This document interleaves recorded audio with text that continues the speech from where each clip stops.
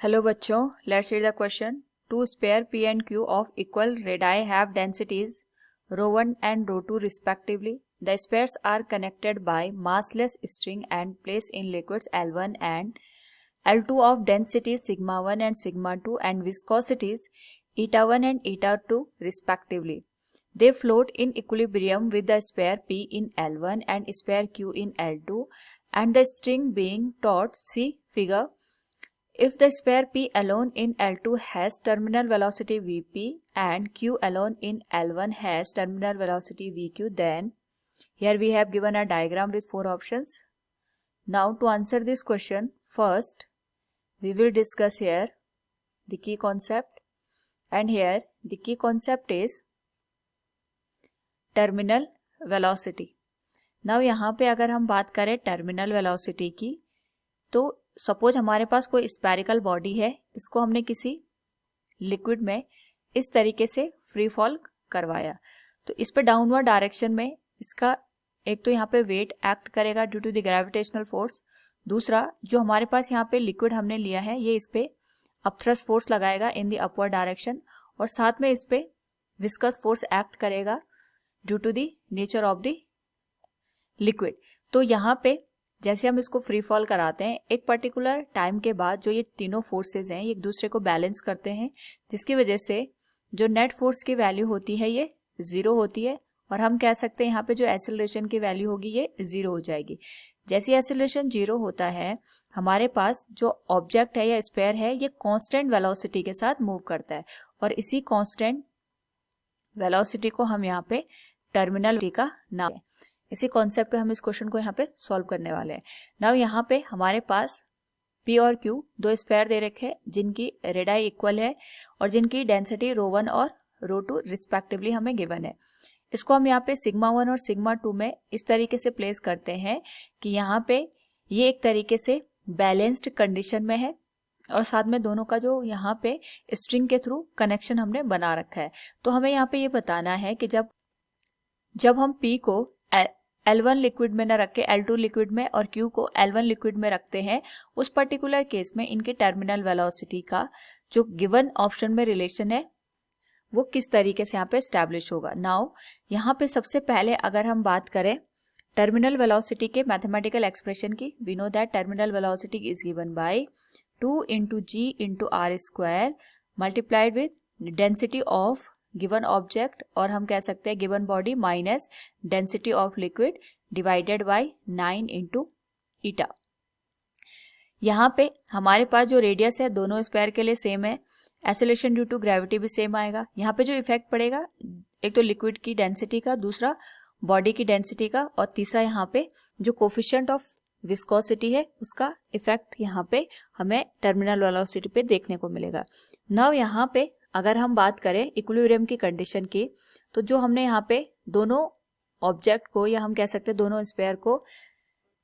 L2 और L1 जो liquid है इसमें प्लेस किया है। अगर हम इसके लिए फ्री बॉडी डायग्राम ड्रॉ करें तो हम लिख सकते हैं फॉर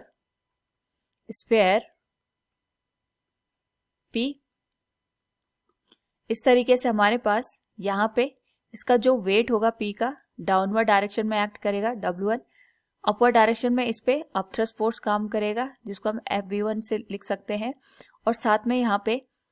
अगर हम बात करें कि दोनों यहाँ पे जो ऑब्जेक्ट हैं और दोनों स्पेयर हैं दोनों स्ट्रिंग से यहाँ पे कनेक्ट है, तो यहाँ पे अगर हम बात करें जो हमारे पास स्पेयर P है इस पे जो टेंशन फोर्स एक्ट करेगा ये डाउनवर्ड डायरेक्शन में एक्ट करेगा, और जो Q है इस पे जो टेंशन फोर्स एक्ट करेगा ये अपवर्ड डायरेक्शन में यहाँ पे एक्ट करेगा। तो हम यहाँ पे लिख सकते हैं जो टेंशन की डायरेक्शन होगी it will be in the downward direction, क्योंकि यहाँ पे स्ट्रिंग सेम है, जो टेंशन की वैल्यू होगी दोनों केस में वो सेम आएगी। इसके लिए अगर हम इक्विलिब्रियम की कंडीशन देखें तो ये बन जाएगा FB1 upthrust force will be given as sum of tension plus weight of the given object, और जो अपथ्रस्ट फोर्स है अगर हम इसकी वैल्यू देखें तो ये हमारे पास होता है density of the given liquid, ये हमने इसको L2 लिक्विड में डाला है तो डेंसिटी सिग्मा 2 आएगी। Volume of the submerge part, complete के पार्ट हमने इसमें सबमर्ज किया है, multiplied with G will be equal to T plus weight of the given sphere will be M × G, M को हम डेंसिटी के टर्म में यहाँ पे लिख सकते हैं, so it will be ρ1 × volume of the given sphere multiplied with G. Now यहाँ पे अगर हम कंपेयर करें LHS और RHS को, हम यहाँ से लिख सकते हैं कि जो हमारे पास अपथ्रस्ट फोर्स है इसकी वैल्यू ऑब्जेक्ट के या स्फीयर के वेट से यहाँ पे ज्यादा है because of the tension force on the given sphere. तो यहाँ से अगर हम कंपेयर करें FB1 is greater than W1, so σ2 will be greater than ρ1, यानी हमारे पास जो लिक्विड की डेंसिटी है फॉर द सेकेंड लिक्विड और L2 it will be greater then the density of the mass of the given sphere P। Now similarly अगर हम बात करें यहाँ पे फॉर स्फीयर Q स्फीयर के लिए अगर हम सेम कंडीशन यहाँ पे बनाएं तो ये हमारे पास यहाँ पे लिक्विड है जिसकी जो डेंसिटी है ये हमारे पास σ1 दे रखी है, ये स्फीयर है, इस पे अपथ्रस्ट फोर्स एक्ट करेगा FB2, इसका जो वेट है ये डाउनवर्ड डायरेक्शन में एक्ट करेगा दैट इज W2, और साथ में जिस पे जो टेंशन फोर्स एक्ट करेगी ये अपवर्ड डायरेक्शन में यहाँ पे एक्ट करेगी। तो इसके लिए अगर हम इक्वेशन लिखे it will B FB2 equals W2 minus T। तो यहाँ पे जो हमारे पास FB2 की वैल्यू होगी it will be less then W2, या हम इसको लिख सकते हैं जो अपथ्रस्ट फोर्स होगा इसके में it will be σ1 V into G less than जो वेट की वैल्यू होगी it will be ρ2 into V into G. तो यहां से हम लिख सकते हैं जो हमारे पास σ1 की वैल्यू होगी it will be less than ρ2, यानी जो फर्स्ट लिक्विड है L1 उसकी डेंसिटी जो Q स्फीयर है इसकी डेंसिटी से हमें यहाँ पे कम देखने को मिलेगी। नाउ ये वैल्यू हम क्यों कैलकुलेट कर रहे हैं, क्योंकि इसी के बेसिस पे हम यहाँ पे जो गिवन ऑप्शन है उनके कंक्लूजन को सेटिस्फाई करेंगे। नाउ यहाँ पे अगर हम ऑब्जर्व करें फर्स्ट कंडीशन और सेकंड कंडीशन को, इसके अकॉर्डिंग अगर हम टर्मिनल वेलोसिटी निकालें, terminal velocity for P is given as 2 into G into R square, density of the given body that is ρ1 minus density of the liquid, इसको हमने L2 में यहाँ पे सबमर्ज किया तो यहाँ पे σ2 आ जाएगा डिवाइडेड बाय 9 इंटू η2। नाउ यहाँ से अगर हम ऑब्जर्व करें तो हमारे पास जो σ2 है इसकी वैल्यू यहाँ पे ρ1 से ज्यादा है, ये अभी हमने यहाँ पे प्रूव किया था σ2 इज ग्रेटर देन ρ1, यानी जो हमारे पास यहाँ पे इस कंडीशन से अगर हम टर्मिनल वेलोसिटी की वैल्यू देखें तो यहाँ पे जो टर्मिनल वेलोसिटी निकल के आएगी it will B of the negative value, ये हमें यहाँ पे नेगेटिव वैल्यू का देखने को मिलेगा। सिमिलरली अगर हम बात करें यहाँ पे terminal velocity for Q it will be 2 into G into R square, radius same है दोनों के लिए, and it will be ρ2 minus σ1 divided by 9 into η1। हम इसको यहाँ पे इक्वेशन नंबर 1 दे देते हैं और इसको इक्वेशन नंबर 2। तो इस केस में हमें पता है कि यहाँ पे जो ρ2 है इसकी वैल्यू σ1 से ज्यादा है, ये भी हमने यहाँ पे प्रूव किया था फ्रॉम दिस कंडीशन। नाउ यहाँ से अगर हम इसको कंक्लूड करें तो हम लिख सकते हैं terminal velocity for Q is positive, और इस वजह से अगर हम यहाँ पे दोनों की टर्मिनल वेलोसिटी का डॉट प्रोडक्ट लेते हैं तो इसका यहाँ पे जो वैल्यू निकल के आएगी it will B of the negative value. ये हमें कैसे पता चला, इसको हम देख सकते हैं कि जो हमारे पास टर्मिनल वेलोसिटी फॉर P है ये नेगेटिव है। सपोज हमारे पास रेफरेंस पॉइंट हमने ले लिया, जो इसकी टर्मिनल वेलोसिटी है ये डाउनवर्ड डायरेक्शन में आ रही है फॉर द P, और जो Q है इसके लिए जो टर्मिनल वेलोसिटी है ये हमारे पास यहाँ पे अपवर्ड डायरेक्शन में आएगी। फ्रॉम द गिवन इक्वेशन हमने ये कंक्लूजन यहाँ पे फाइंड आउट किया, VT P multiplied with VT Q given as VT P multiplied with VT Q cos theta,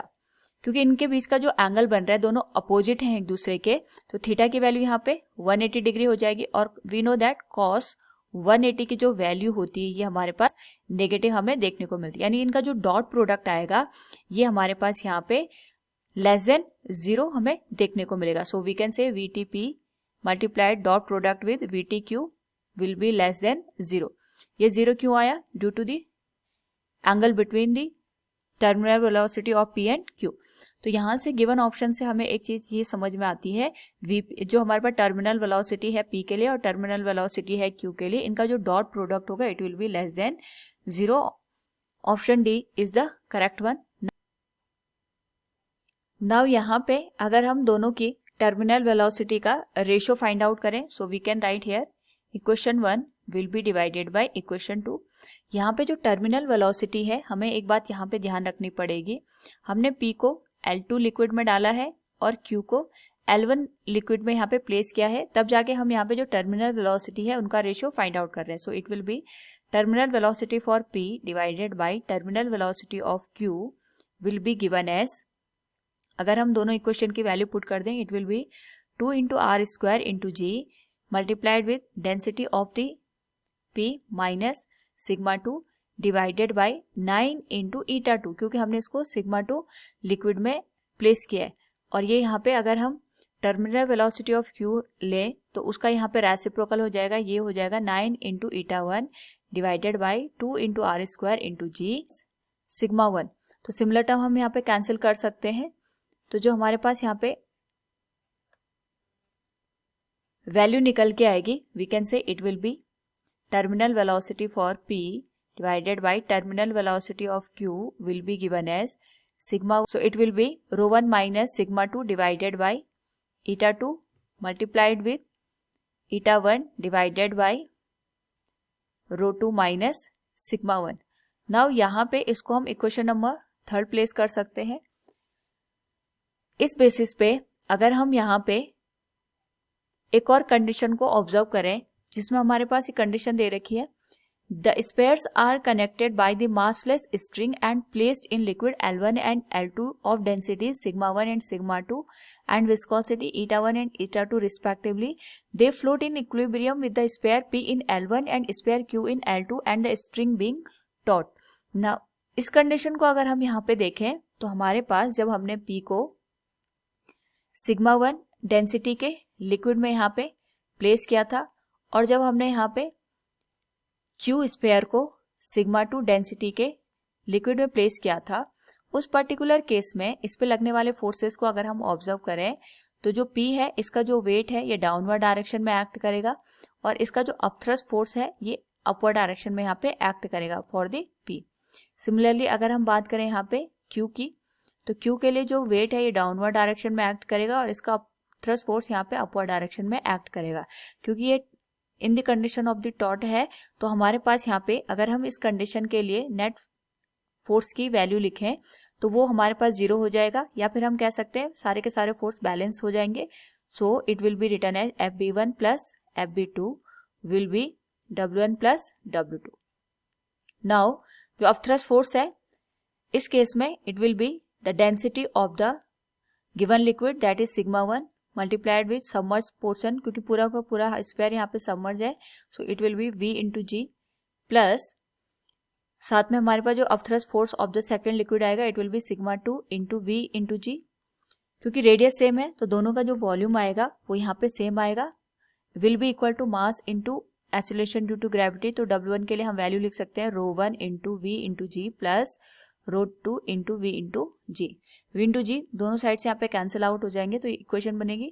sigma 1 plus sigma 2 equals rho 1 plus rho 2। Now यहाँ से we can write it will be sigma 1 minus rho 2 equals rho 1 minus sigma 2। Now यहाँ से अगर हम इसको equation number 4 दे दें और given equation 3 से इसको कंपेयर करें तो हम लिख सकते हैं from equation 3rd and equation 4th हमारे पास यहाँ पे जो टर्मिनल वेलोसिटी ऑफ P है इसका रेशियो अगर हम Q के साथ लें and we are taking mod value of this, केवल हम यहाँ पे न्यूमेरिकल पार्ट को कंपेयर करेंगे, सो इट विल बिकम हमारे पास जो एक्सप्रेशन था rho 1 minus sigma 2 divided by rho 2 minus sigma 1 and it will be multiplied with eta 1 divided by eta 2। यहाँ पे अगर हम इक्वेशन 4th को इससे कंपेयर करें तो हम देख सकते हैं कि हमारे पास यहाँ पे सिग्मा 1 माइनस रो 2 की जो वैल्यू है it is rho 1 minus sigma 2 के है। तो यहाँ से हम ये कह सकते हैं कि ये जो होल टर्म निकल के आएगी it will B of the negative value, लेकिन मॉड की वजह से हम केवल इसका न्यूमेरिकल पार्ट ले लेंगे। ये दोनों बेसिकली सेम एक्सप्रेशन को यहाँ पे इंडिकेट कर रही है। दोनों इक्वेशन सेम होने की वजह से यहाँ पे ये दोनों कैंसिल आउट हो जाएंगे, बट दोनों का जो साइन आएगा ये एक दूसरे के अपोजिट आएगा। और मॉड वैल्यू होने की वजह से हम जो इसका रेशियो लेंगे यहाँ पे ये पॉजिटिव लेंगे। So terminal velocity of P with respect to terminal velocity of Q with mod value will be given as eta 1 by eta 2. So from the given option यहाँ पे P और Q का जो टर्मिनल वेलोसिटी का ratio है it will be eta 1 by eta 2. Option A will also be correct. So from the given option A and D both are correct. Hope all you understood it. Thank you and best of luck.